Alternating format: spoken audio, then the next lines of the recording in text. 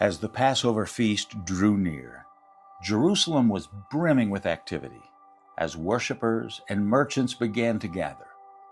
Upon entering the temple, Jesus was struck by a scene of chaos.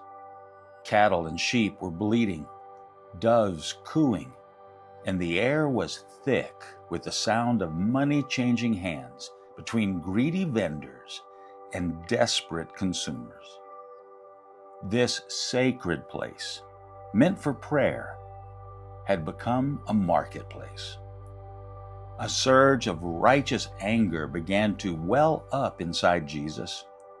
He fashioned a whip from leather strips and began driving the animals out, sending them stampeding through the courtyard. Tables of money were overturned, and coins scattered across the stone floor like raindrops hitting a tin roof. His voice rang out, "Get these out of here. Stop turning my Father's house into a den of thieves." His disciples stood back amazed. They remembered the ancient words, "Zeal for your house consumes me." The Jewish leaders, furious, confronted him. "What authority do you have to do this?" Jesus calmly responded, "Tear down this temple, and in 3 days I will rebuild it."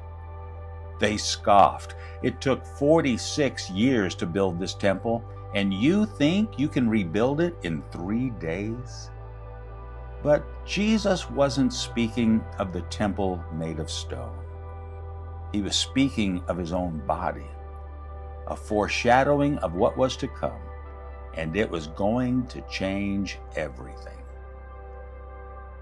Take a few deep breaths to center your mind and heart on his presence. Cleanse my heart and my life, just as you cleansed the temple. Create a holy space within me for you to dwell. I seek you above all else. Purify my heart. Purify my mind. Purify my heart and mind. Transform me in every area of my life. Sit quietly for as long as you need and allow God to speak to your heart.